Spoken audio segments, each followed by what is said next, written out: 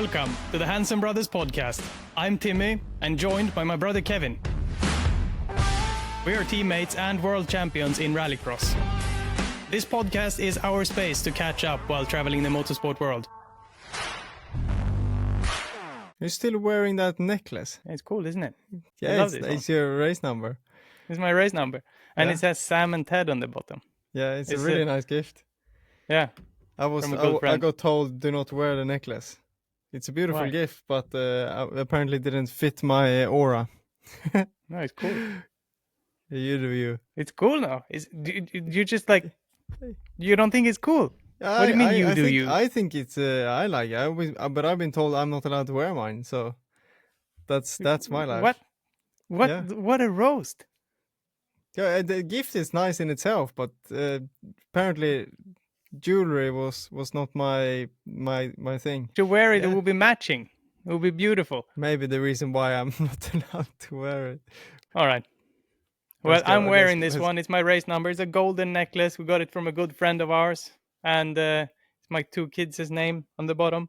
I really like it. It's a great gift. And it looks cool. Kevin. Look at the dad. You're trying to defend himself. I have to defend myself. Yeah, you go on. Yeah, but I like the gift too. It's not that. I liked it too. I just been told I don't suit in it. You do you. I am doing me.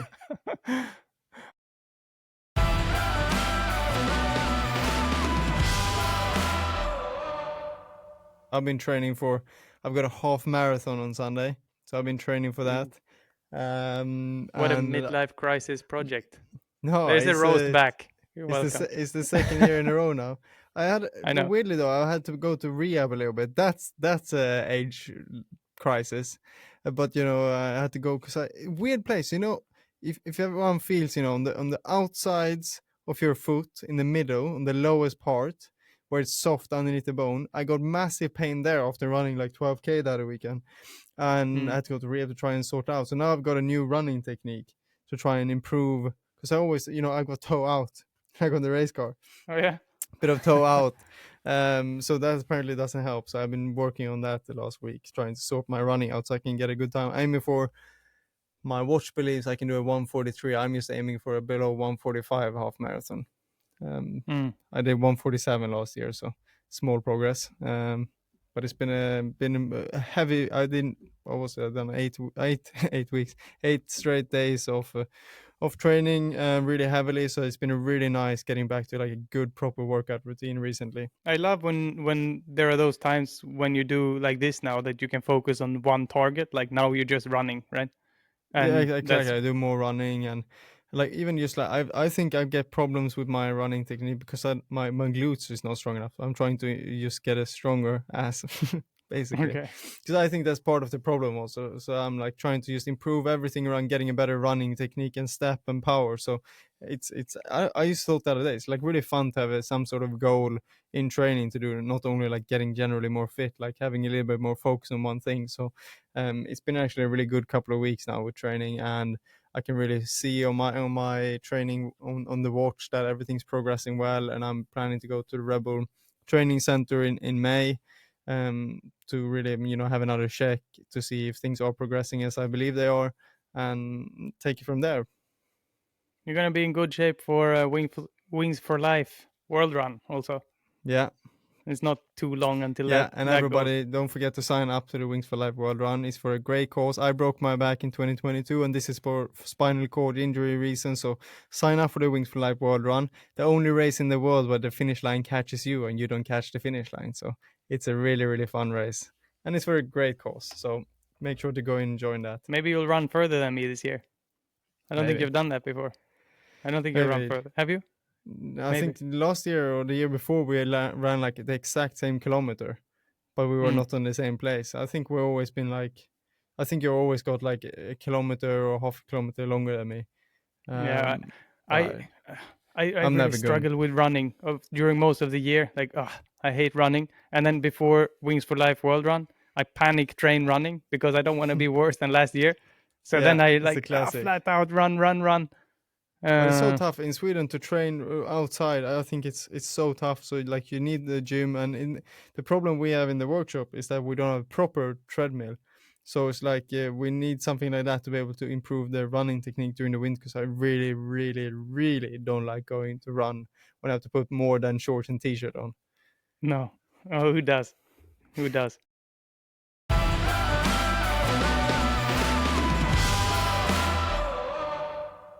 Did you watch the Formula 1 this weekend? Yeah, watched the Formula 1. Me and Mas had a really nice strategy there, because we didn't want to get up at 4 a.m. So we decided to still sleep in a bit, but make sure nobody went on their phones. Woke up, rewinded the whole race or qualifying, and watched it in the mornings. I mean, F1 is just blooming right now, isn't it? It's just epic to watch. It's great. It's a great broadcast. It's really good angles to capture the race well. I just love watching it, and it was a mental race, I thought, because so many different things happen constantly with the tire changes and crashes and rookies out one after the other. I mean, man, Isaac Hadjar, we almost started crying on the couch. Like, you imagine the heartbreak. You worked your whole life since you were a little go-karter to get to Formula One, and your first race you don't even get through to the formation lap. It's like it's not his fault. It's like unlucky. Like, we all have done stupid silly mistakes. Everybody saw on socials my stupid mistake, Silverstone spinning in the joke. Like, we all do stupid shit sometimes. Unlucky stuff doesn't mean like they're bad drivers. I just felt so bad for him that he couldn't compete his first race. Yeah, but they are also like rookie mistakes in some way. You know, you don't see Lando or Max or Lewis like doing these things, and I guess it's a little bit of like nerves of your first race and everything's coming together. Like you're in Formula One, and it's a big moment. Like, It's a do you lot remember of your yeah. first race, like when you were a rookie in World Rallycross? How did that go? Yeah. It's like the last thing I thought about was almost driving, because that's just so like there's so much other stuff, the press conference and the strategy and trying to improve the car, and you're watching V-boxes, so like it just gets too much. In the end, you just end up like driving on instinct. And I can imagine standing on that pre-grade, been really, he qualified pretty well. You get really stressed, and I can understand the stress. But in my first World Rallycross race, we crashed together, so that was also a bit of a shit situation. We all go through these rookie mistakes, and it's like you say, it's like learning when to take risks and stuff. It's just like when you're extra focused on certain things and knowing when to really take it easy, or when to push, or whatever it can be. It's like, he will never Yeah, I do think that that's the mistake thing. again. Like having the confidence, and then you need a couple of races under your belt. Having the confidence to know when you have to push the last little bit or when you need to save it. Because even in your very, very best laps, like there are moments where through every corner where you have to hold back or push more. And the trick is to balance that just right so that you get to 100%, not Yeah, 101, but the not frustrating 99. thing here is that it's like, it's not about pushing. This was about cruising off the line, and Yeah, it's true. getting around. It's not like you have to manage pushing or anything. It's just like it's just something that you will, like, some people will go through as a rookie. One of those mistakes that could happen. He will never do that again. It's just so tough for everyone around. And in the end of the day, you get a new chance this weekend, and I hope he does better. I think the McLarens are going to be the ones to beat this year. It looks like they are unbelievably quick, but then you got Max Verstappen. So he's just a weapon. Unbelievable. His mentality and love for just driving and racing. It's like it's really, really cool to see that he could put up such a great race and still challenge when their car is not the fastest one. Yeah, but it looks like their car is very hard to drive, and maybe it's very tailored to Max. Like I think he likes a very oversteery car. I think Like so. he's very good at managing not to get the rear to slide, and then the car gets very tricky, very difficult to drive. But he's able to do it. But it doesn't look like anyone else is able to drive No. that car. No, especially in the West, I think it's even worse than if you have a slightly oversteery car. You can't trust the car in the wet normally anyway. unless you get a really nice solid car that's super predictable. So if it's even super pointy and super oversteer in the dry, and then you put that on the wet, it's going to be even more horrible experience. So, but also then if you can dare to do it, I guess in an F1 it's quite different, I guess, from cars that doesn't have so much downforce, but like you need a good front end, because like if you have that, you can do anything you want. Always you can just push it in and throw the car in almost with all the grip and just make sure it sticks. And I think he's got that tailored to what he has tailored his driving style to suit what Formula One needs, and then Red Bull have designed a car to suit that as well. So it's like an optimum package. It's a bit like Marc Marquez and the Honda. He could break so late with that, but nobody else could. But he was winning and nobody else was. He then crashed, broke his arm, went out. Now Honda is down in the bottom of the series, just starting to come back a little bit again. But that's what happens. You can be super successful, a tailored package, and then everything falls off to a different era, and then you're not competitive anymore. Yeah, and I think like Max and Red Bull are showing that like perfect relationship between driver and car, how like both work perfectly together. It's not just a good car, or it's not just a good driver. It's those two together that have made them win. Yeah. But it looks like it's going to be harder for them this year. Yeah. But yeah, I'm rooting for them. Like it will be like sure. he's quickly going towards the all-time greats, Max, and it's always nice like to follow the journey like that. I think he hasn't won the most championship like Michael and Lewis, but I think he's the best Formula One driver we ever seen. So it's he is cool. Currently. Yeah. He is currently, and there's been plenty of drivers. He's been unbelievable since he came into F1. Even like that's the reason why he came to F1 so young at 17. Like he's been something special. But this Antonelli guy was also unbelievable. How quick he was, and how much up there he was in progress through the field. Didn't do any mistakes as a rookie. Well, I had a spin, but saved it. So good lad. It's like I think he could be the next one as well, which is super fascinating.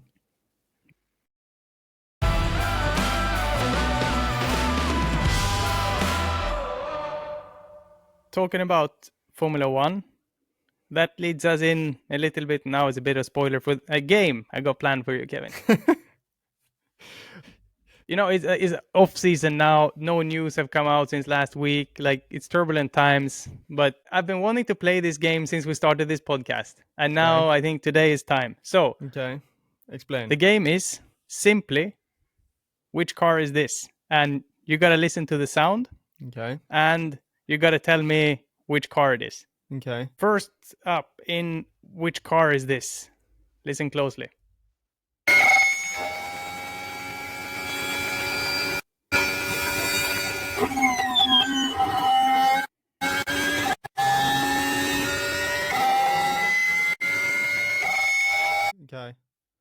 All right.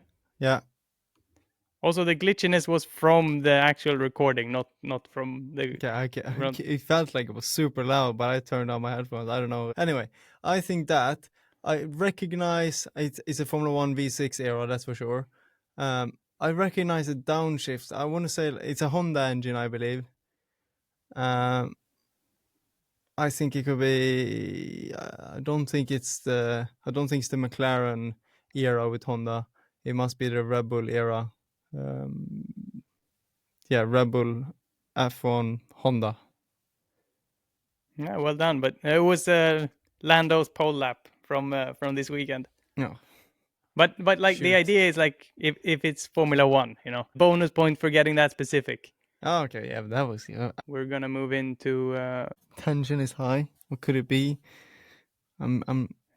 We're off to an easy start, but tell me as soon as you know. 5, 4, 3, 2, 1, go. Off that one there, 40, slowing one right, keep back 40, on then 6 right, minus flip, narrows 8. 100. Side left. I think this is Hyundai WRC with Craig Breen in it. Wow. That was spot on, mate. Yeah, it was. Wow. I was gonna say I was also gonna say it's a tarmac rally, probably. Yeah, it's some sort of tarmac. I could have never got this specific, but everything you just said was. Which one is it? True. I had to choose a Craig Breen, on board when I chose WRC. from Rally Japan in 2022. Oh, okay. Rally Japan. It was cold and wet that year, so yeah, that's good. Cool. 2 out of 2. 2 out of 2. Fascinating. I want there to be like a Dakar. I want there to be like an IndyCar, maybe a NASCAR, stuff like that. You know, some of them, you know, yeah, it can blend in together a little bit because a lot of them have V4, V6, all of them. Yeah. Increasing my volume. Okay. On to the next one. Yeah. Another very standout one. Maybe I've made this too easy for you.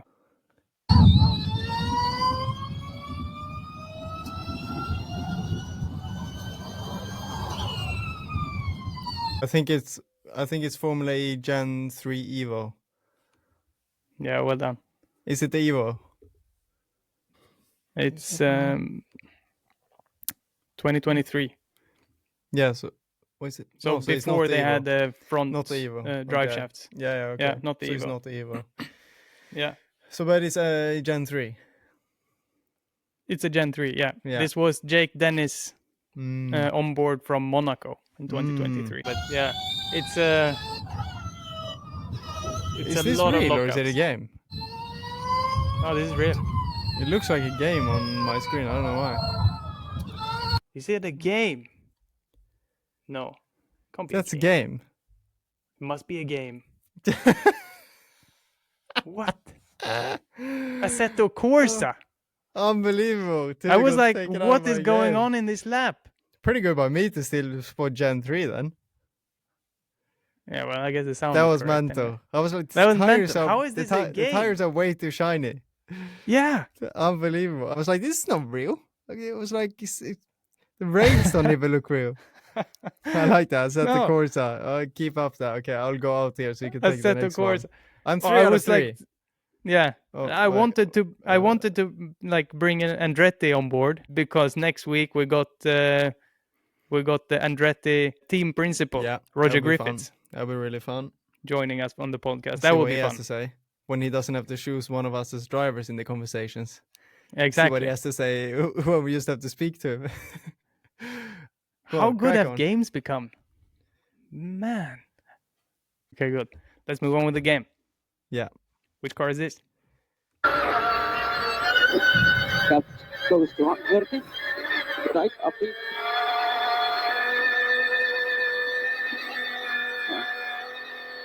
I just recognize this V6 noise. I think this is a Toyota Hilux from the Dakar. Correct. Well, you're getting all the bonus points. You're way better at this than I thought. I didn't want to make a quiz that was always too hard. So but wow, you're good. Oh my God. So far not bad, huh? That's cool. I didn't know you got so into the sound. Maybe this is my talent. Your talent is catching things. Mine is maybe knowing engine sounds from motorsport.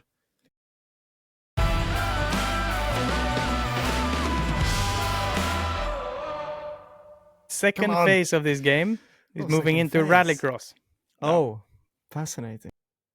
We're going to start off with this one. What car is this?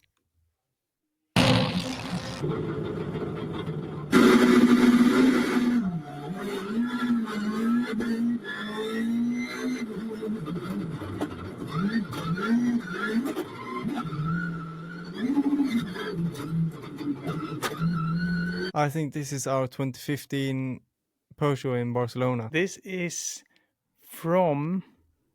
What year is this? It doesn't say in the title, but it's from Mette, and you're running the yellow car, so it must be 2018. So this must be this must be our 17 car, because you were in a year-old car at this point. Yeah. It's a Peugeot. This is you. Yeah, that's me. Okay. Terrible.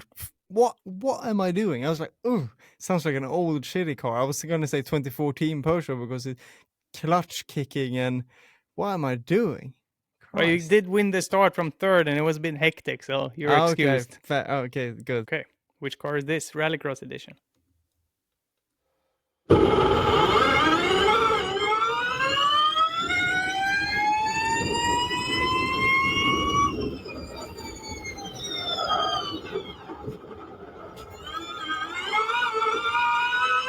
So the problem here is I know it's a Chrysler car, Yeah, which like is like it's either it's one of the Chrysler battery packs that we have in Rallycross right now. Exactly. But then I was trying to listen, like, is there any adjustment? How is it locking up? Is there a special way that I can recognize from our car? Is there something from Volvo?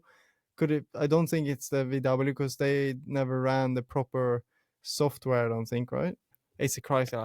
I can't pick out which one because they all have the same powertrain. No, but do you know which track? I think you could pick up the track if you paid attention. Montalegre. Yeah, correct. Yeah, super. And it was. I'm gonna guess it's the construction car. Correct. Yes. Because they didn't look up. They didn't look up so like mentally. They were quite controlled on braking. I thought they are normally really good at not messing around on the brake. So I'm gonna go with them. Kevin, we have found your secret, your hidden talent. It's been so many years of working on it. Christ. Last one. Yeah, go on.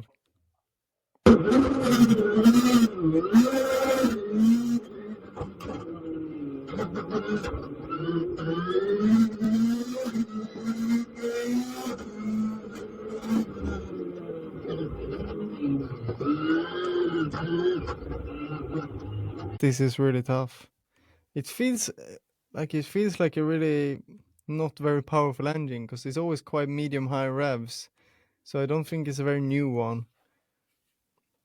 And the drivability wasn't beautiful.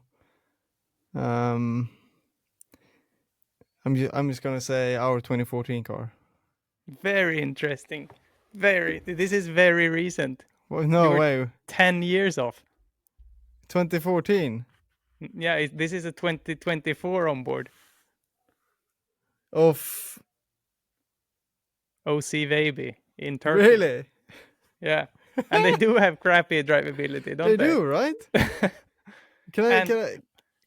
Oh, doesn't matter. Do you want to hear it again? If you can pick up the track now, like then that would be insane because I think it's undoable. Okay. I think it's undoable. Let me try.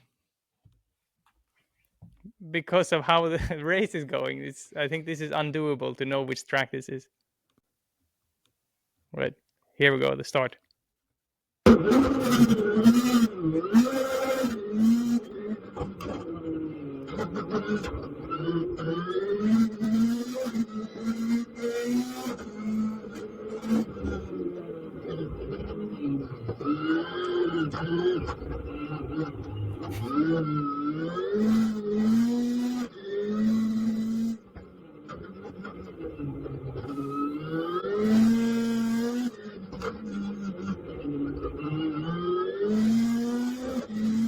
Oh, this is really hard. This is really hard. I told you this is undoable. Do you know why it's undoable? Is this I'm the only one I can get. I'm really confused about the start. Is it Hungary or? No, this is I said it's Turkey actually. Didn't I say it's Turkey? 2024 Turkey. I said OC. Oh, did you? I didn't. I think I spoiled it and we both forgot. 2024 Turkey. Christ. Yeah. And the reason why it's undoable is because he goes into the Joker lap the first lap, but that's not really the issue. The issue is that he hesitates like 5 times down the straight if he's going to go to the Joker or not. And he kind of makes like another corner, which like if you only pick up the sound, you're going to think that's a turn. But actually... It's so many straight and like short corners and straight. Yeah. I was like, it's never a long, slow corner. That's why I said like Hungary, because then maybe like, there's never a super, but the second corner is quite slow. Okay. I lost that one. Terrible drivability. Still, that was still incredible. And then also message to KMS, you got to work on your drivability. Yeah. This was the final proof. Hopefully they don't listen. And also with the soft car they ran there, because we had to have the grip for the gravel, it looks really hard for them. And especially with OC, like hesitating so much, you really see... It like rocks the car. Yeah, exactly. It rocks a lot, and it looks very tricky to get in the right spot. Of course, Johan is great at getting it into that window, though, but it looks very hard for OC there, like struggling a lot. Fascinating. I gotta give it to you. Quite fun game. I'm gonna give you. Yeah, and you did way better than I thought you could. Yeah, so finally, I'm really happy today because now I finally found my secret talent. Jackpot would have been to get one answer correct, but you got like 3 3 points per question when there was only one available, because like you picked up bonus points for like Craig Breen Tarmac Rally. How of course you hear the co-driver, but still, my God. Yeah, but it's like it's the character of the engine, how it recovers and it's used. And then I was like, it must be Tarmac Rally, and I recognized the Hyundai sounds.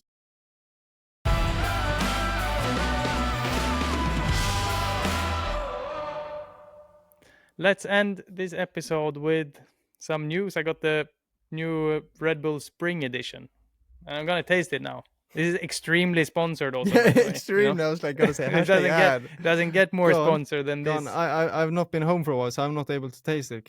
Let's hear it. SMR let me try opening. to get in the mic. Christ, that's nice. It's like that sounded nice, right? Go on. How does it smell? It's pink grapefruit and woodruff. No idea. I don't know. What we got? Let's see. It's nice. It's a bit of that bitter, like like of a grapefruit kind of bitterness. Tastes a lot of grapefruit, actually. It's a bit like the pink back in the day. I actually like it, but of course I have to say. No, you don't have to. Even if I didn't like it, I'd say I like it, but I do like it. Well, everyone, I think the new spring edition from Red Bull is out now in the stores. If you want to go give your own opinion, let us know in the comments what you thought. I'm flying back tomorrow morning, and I'm going to grab a dinner in a bit with my engineer Graham Rodemark. Woohoo! Oh, say hello from me. Yeah, I will do. And everyone, we'll see you guys next week. Have a great one, and we'll catch you on the Hansen Brother podcast very soon. Thank you for listening.